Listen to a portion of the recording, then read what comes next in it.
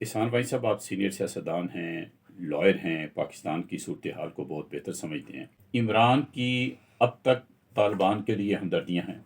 इसी तरह से पाकिस्तान के अंदर बेशुमार मजहबी तंजीमें हैं। मजहबी तंजीमों की तरफ से तालिबान दहशत गर्दों के खिलाफ कोई बड़ी मजम्मत सामने नहीं आई। इस सूरत हाल में अगर पाकिस्तान की मौजूदा हुकूमत, अगर मिलिट्री एस्टेब्लिशमेंट चाहे, तो क्या उनके लिए तालिबान से निपटना बहुत बड़ा चैलेंज नहीं होगा? और पाकिस्तान के मैं ये अंदर से भी समझता हूँ उन्हें कि नहीं चैलेंज होगा। वजह ये है कि यहाँ की मजहबी तंजीमें तो इतनी स्ट्रांग नहीं है।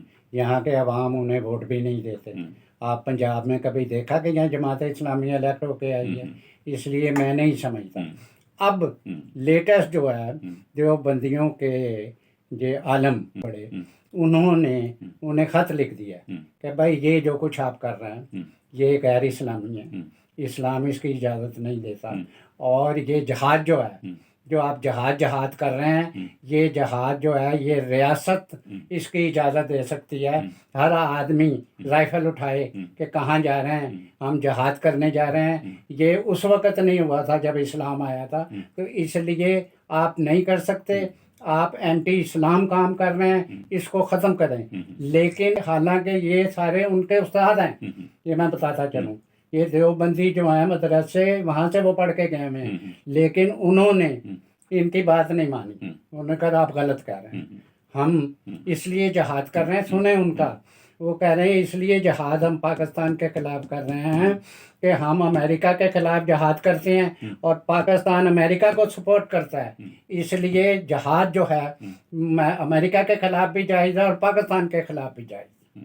ये जवाब दिया। तो इसका मतलब यही हुआ कि पाकिस्तान की हुकूमत, पाकिस्तान की मिलिट्री एस्टेब्लिशमेंट, पाकिस्तान की फोर्सेस अगर अभी तालिबान के खिलाफ कोई बहुत बड़ा कदम उठाती हैं, तो पाकिस्तान के अंदर से ये देवबंदी जो एक आलम की आप बात कर रहे हैं, उन्होंने ज़रूर ख़त लिखा, लेकिन बहुत मजहबी आबादी है पाकिस्तान के अंदर। उस तरह का रद्द अमल उनकी तरफ से मजम्मती बयान तालिबान के खिलाफ जिस तरह का आना चाहिए था, नहीं आया।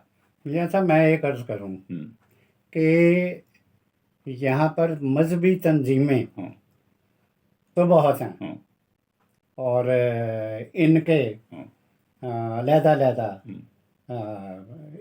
फिरके हैं, विंग्स हैं, अकीदे हैं, तंजीमें हैं। अलहदा कायदे हैं। लेकिन एक बात, मैं चूँकि गुज़िश्ता 55-56 साल से पॉलिटिक्स में भी हूँ, वकील भी हूँ, मैंने इन्हें इतना स्ट्रॉन्ग नहीं पाया है जी कि ये एंटी अवाम कदम उठाएं और ये फ़ौज को भी आगे लगा लें। मैं ये समझता हूँ कि ये नहीं रोक सकते फ़ौज को कि वो दहशत के सामने रुकावट नहीं बन सकते। नहीं रुकावट बन सकते कि ये वो दहशत के खिलाफ लड़ें। और अगर ये नहीं लड़ते इस वजह से कि जी यहाँ मजहबी तंजीमें हैं, अगर ये नहीं लड़ेंगे, नई दहशतगर्दी को रोकेंगे, तो इसका मतलब है कि ये खुद नहीं कर रहा है। मियाँ साहब वहाँ जो पढ़े लिखे, जो वहाँ पर हामिद करज़ई और अशरफ गनी, इनके दौर में जो नौजवान बच्चे कॉलेजों में पढ़े हुए थे, एजुकेटेड थे, हैं जी, उन्होंने जिस वक़्त ये आके इन्होंने वही कुछ किया, सारा कुछ बंद कर दिया। वो वहाँ से अपने ख़ानदानों को लेके भागे, स्कूल इन्होंने बंद कर दिए, वहाँ बच्चियाँ नहीं जा सकती। अब वो स्कूल इन्होंने खोले हैं। अब लेटेस्ट बात बता रहा हूँ कि जहाँ पर बच्चे जाते हैं, हैं जी, और वहाँ पर उन्होंने वो जो स्कूलों में कोर्स जो है वो इंतहा पसंदी का कोर्स, अच्छा, दहशतगर्दी का कोर्स बच्चों को पढ़ा रहे हैं।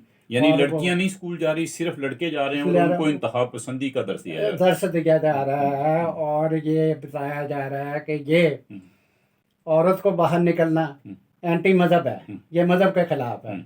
और तुम ये कोर्स पढ़ोगे जो कि तालिबान वाला कोर्स है, और ये इस्लाम तुम लाओगे, दहशतगर्दी के नतीजे में उनको ये कोर्स पढ़ाया जा रहा है। इस वक्त अफ़गानिस्तान में हज़ारों बच्चे स्कूलों में पढ़ रहे हैं। कौन सा?